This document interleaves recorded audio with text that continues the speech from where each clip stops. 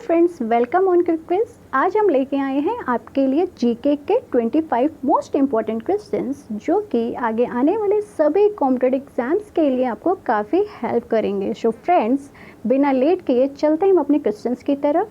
Question number first है, Indravati tiger reserve किस राज्य में स्थित है? ऑप्शन आपके सामने है। इंद्रावती टाइगर रिजर्व किस राज्य में स्थित है? तो friends, Indravati tiger reserve Chhattisgarh राज्य में स्थित है और इसे टाइगर रिजर्व का दर्जा 1983 में दिया गया था। ठीक है। नेक्स्ट क्वेश्चन नंबर 2, पावना विद्रोह जो कि 1873 में प्रारंभ होकर 1876 तक चला था, इसका स्वरूप क्या था?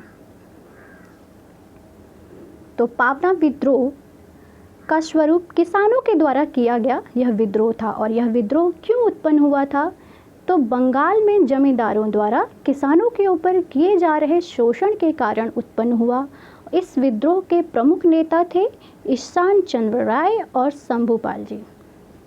क्वेश्चन नंबर 3, कालाजार रोग का कारक है। ऑप्शन आपके सामने है, सभी आंसर करेंगे। कालाजार रोग का कारक क्या होता है फ्रेंड्स?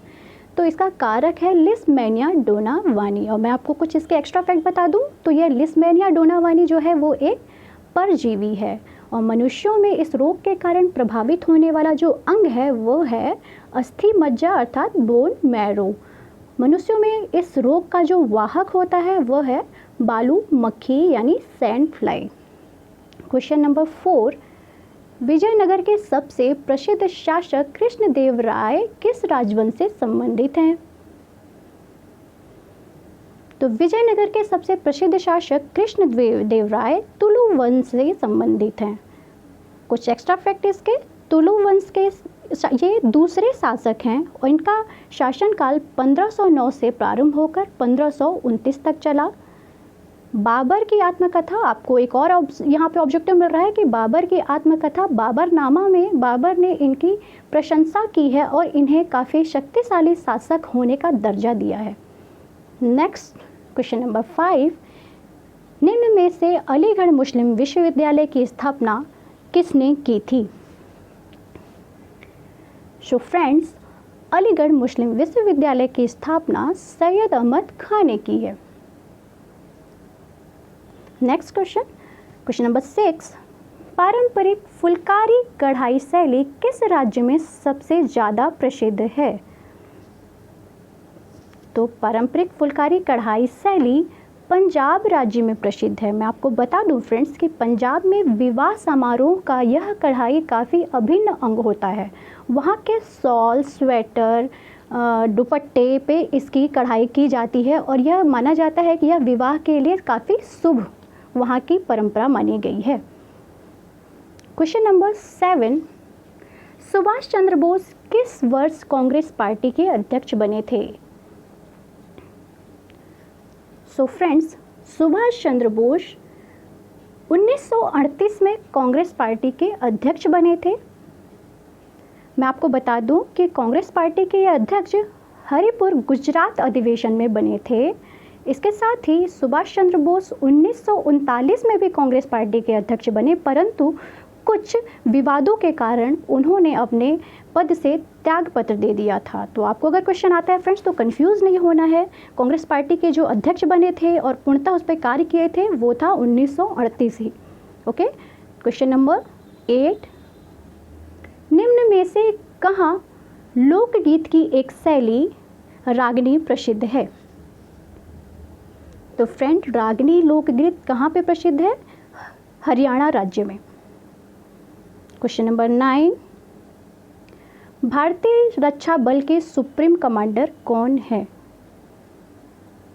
आंसर करेंगे सभी। भारतीय रक्षा बल के सुप्रीम कमांडर कौन है? तो सुप्रीम कमांडर है राष्ट्रपति। फ्रेंड्स, मैं आपको बता दूं कि राष्ट्रपति ही तीनों सेनाओं का प्रमुख होता है। आपको ये चीज़ ध्यान में रखना है कि तीनों सेनाएं यानी कि अपने जल सेना, नभ सेना, वायु सेना जो भी हैं उनके सभी के प्रमुख कौन होते हैं? तो वो होते हैं राष्ट्रपति। ठीक है, चलिए चलते हैं अपने नेक्स्ट क्वेश्चन की तरफ। क्वेश्चन नंबर 10 है, हमारे सौरमंडल के किस ग्रह का कोई उपग्रह नहीं है? आंसर करेंगे। हमारे सौरमंडल के किस ग्रह का कोई उपग्रह नहीं है? तो वो है शुक्र। इसके साथ ही साथ बुध का भी कोई उपग्रह नहीं है। तो आपको ऑप्शन में ध्यान में रखना है कि अगर बुध और शुक्र में से कोई एक सेलेक्ट करना है आपको, ठीक है, और दोनों दिया जाता है तो दोनों को सेलेक्ट करना है। और शुक्र के कुछ एक्स्ट्रा फैक्ट मैं आपको बता दूं तो जो ग्रह शुक्र है वह पृथ्वी की बहन या भगनी के नाम से भी जाना जाता है, क्योंकि इसका आकार लगभग पृथ्वी के आकार के बराबर ही है। यह पृथ्वी के सबसे नज़दीक का ग्रह है। इसे भोर का तारा और सांझ का तारा भी कहा जाता है। शुक्र ग्रह सबसे चमकीला ग्रह भी कहा जाता है और साथ ही शुक्र ग्रह ही सबसे गर्म ग्रह के नाम से भी जाना जाता है। कभी भी कंफ्यूज नहीं होना है कि सूर्य के सबसे ज़्यादा पास तो बुध है तो बुध सबसे गर्म होगा। कई बार लोग ऐसे फैक्ट लगाते हैं, लेकिन फ्रेंड्स शुक्र सबसे ज़्यादा गर्म ग्रह है। इतने फैक्ट्स आपको इस क्वेश्चन से याद रखने हैं। क्वेश्चन नंबर 11, उल्रू का तात्पर्य है। उल्रू का क्या तात्पर्य है? तो फ्रेंड्स इसका आंसर होगा रेतीले पत्थर का एक विशाल शिलाखंड। और यह कहाँ स्थित है? तो यह ऑस्ट्रेलिया के लगभग मध्य में स्थित है और इसे रॉक इन ऑस्ट्रेलिया भी कहा जाता है। ठीक है फ्रेंड्स। क्वेश्चन नंबर 12, संविधान में प्रथम संशोधन किस वर्ष किया गया था? तो संविधान में प्रथम संशोधन सभी को पता होगा 1951 में किया गया था और यह संशोधन संविधान की 9वीं अनुसूची में जोड़ा गया है। ठीक है फ्रेंड्स, इसको याद रखना है कि संविधान की 9वीं अनुसूची में इसको जोड़ा गया है और इसमें भूमि सुधार व्यवस्था को भी शामिल किया गया था। क्वेश्चन नंबर 13, निम्न में से किस देश को यूरोप का खेल का मैदान कहा जाता है? ऑप्शन आपके सामने है। यूरोप के खेल का मैदान किस देश को कहा जाता है? तो इसका आंसर है फ्रेंड्स स्विट्जरलैंड। क्वेश्चन नंबर 14, केंद्रीय शुष्क क्षेत्र अनुसंधान संस्थान कहाँ स्थित है? केंद्रीय शुष्क क्षेत्र अनुसंधान संस्थान कहाँ स्थित है? तो यह राजस्थान यानी जोधपुर राजस्थान में स्थित है और इसकी स्थापना भारत सरकार द्वारा 1959 में किया गया था। तो याद रखना सभी को कि जोधपुर राजस्थान में स्थित है। नेक्स्ट क्वेश्चन है क्वेश्चन नंबर 15, भारत में किस राज्य ने सर्वप्रथम पंचायती राज्य की शुरुआत की थी? भारत में किस राज्य ने सर्वप्रथम पंचायती राज की शुरुआत की थी? तो फ्रेंड्स ऑप्शन आपके सामने है, आंसर करेंगे सभी। तो पंचायती राज का प्रारंभ सर्वप्रथम राजस्थान और आंध्र प्रदेश दोनों में हुआ था, लेकिन सबसे पहले राजस्थान में हुआ था। और ये कब इसका उद्घाटन हुआ राजस्थान में? तो 2 अक्टूबर 1959 को। कहाँ पे हुआ राजस्थान के? तो राजस्थान के नागौर जिले में। राजस्थान के किस जिले में? नागौर जिले में इसका उद्घाटन किया गया था। चलिए चलते हैं अपने नेक्स्ट क्वेश्चन की तरफ। क्वेश्चन नंबर 16 है, जेट इंजन का आविष्कार किसने किया था? आंसर करिए, जेट इंजन का आविष्कार किसने किया था? तो सर फ्रैंक व्हिटल ने। Answer number C, Sir Frank Whittle ने जेट इंजन का आविष्कार किया था। चलते हैं अपन नेक्स्ट क्वेश्चन की तरफ। क्वेश्चन नंबर 17 है, 24 जनवरी 1950 को संविधान सभा के 284 सदस्य ने हस्तलिखित हस्ताक्षर किए थे, जिसमें महिलाओं की संख्या कितनी थी? आपको बताना है कि उसमें महिलाओं की संख्या कितनी थी। यहाँ आपके कई क्वेश्चंस आपके सामने आ रहे हैं कि एक तो संविधान सभा में कितने सदस्यों ने हस्ताक्षर किए थे 24 जनवरी को? तो वो 284 सदस्य थे, जिसमें से महिलाएं कितनी थी? तो मैं आपको बता दूं कि महिलाएं 15 थी। ठीक है फ्रेंड्स, याद रखेंगे सभी। चलते हैं नेक्स्ट क्वेश्चन की तरफ। क्वेश्चन नंबर 18 है, शेरशाह सूरी का उत्तराधिकारी कौन था? तो शेरशाह सूरी का उत्तराधिकारी उसका पुत्र इस्लाम खान था। इसके कुछ एक्स्ट्रा फैक्ट भी आपको मैं बता दूं तो शेरशाह सूरी सूर वंश का संस्थापक था। कई बार ये क्वेश्चन रिपीट हुआ है फ्रेंड्स, तो इसको बहुत अच्छे से ध्यान रखेंगे कि सूर साम्राज्य का संस्थापक शेरशाह सूरी ही था, जिसके बचपन का नाम था फरीद खां।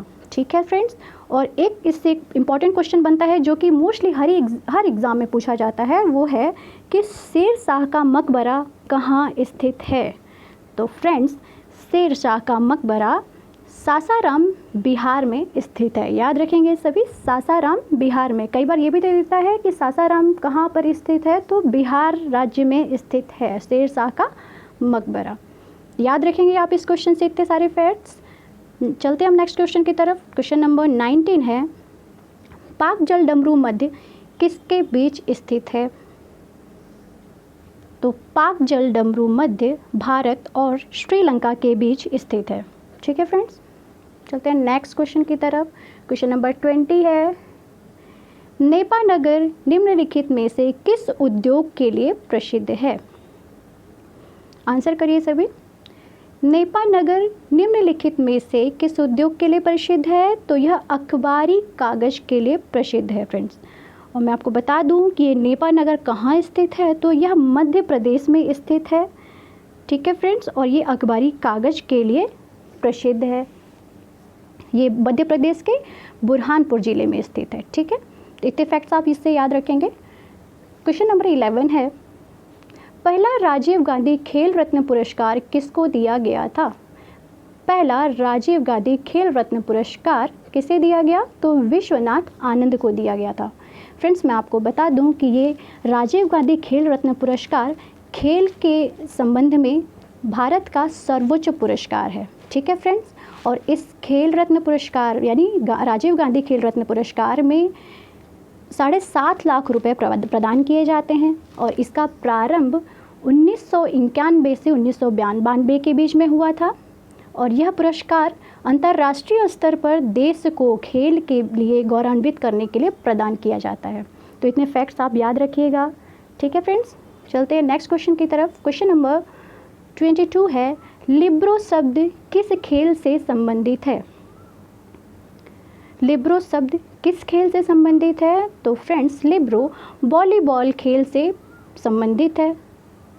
और वॉलीबॉल में कितने खिलाड़ी होते हैं? कई बार क्वेश्चंस आपके आते हैं कि खेल से संबंधित में किस खेल में कितने खिलाड़ी होते हैं? तो वॉलीबॉल में 6 खिलाड़ी होते हैं। ठीक है friends, next question number 23, football के मोहन बगान क्लब की स्थापना किस वर्ष हुई थी? फुटबॉल के मोहन बगान की स्थापना 1889 में हुई थी। इसके जो संस्थापक थे वो थे भूपेंद्र नाथ बोस। ठीक है, आपको याद रखना है। तो भारत में जितने भी फुटबॉल के क्लब हैं उसमें से काफ़ी प्रतिष्ठित मोहन बगान क्लब भी है। इसको बहुत अच्छे से ध्यान रखना है आपको। 1889 में इसकी स्थापना हुई। इसकी स्थापना भूपेंद्र नाथ बोस ने किया था। ठीक है फ्रेंड्स, चलते हैं अपन नेक्स्ट क्वेश्चन की तरफ। क्वेश्चन नंबर 24 है, निम्न में से कौन सा क्षेत्र टोडा जनजाति का मूल स्थान है? निम्न में से कौन सा क्षेत्र टोडा जनजाति का मूल स्थान है? तो नीलगिरी की पहाड़ियाँ।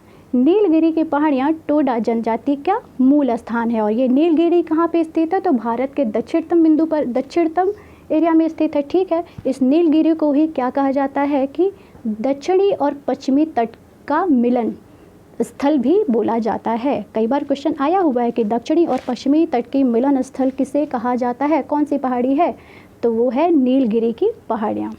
चलते हैं अपने 25th क्वेश्चन पे, जो कि लास्ट क्वेश्चन है कि स्ट्रोम्बोली है। स्ट्रोम्बोली क्या है? तो आंसर करेंगे सभी। सो फ्रेंड्स, स्ट्रोम्बोली एक सक्रिय ज्वालामुखी है। एक सक्रिय ज्वालामुखी है। और कहाँ स्थित है? तो भूमध्य सागर में लिपारी द्वीप पर स्थित है। इससे हमेशा प्रज्वलित गैस निकलती रहती है और आसपास का भाग काफ़ी ज़्यादा गैसों से प्रज्वलित रहता है, जिस कारण इसे भूमध्य सागर का प्रकाश स्तंभ भी कहा जाता है।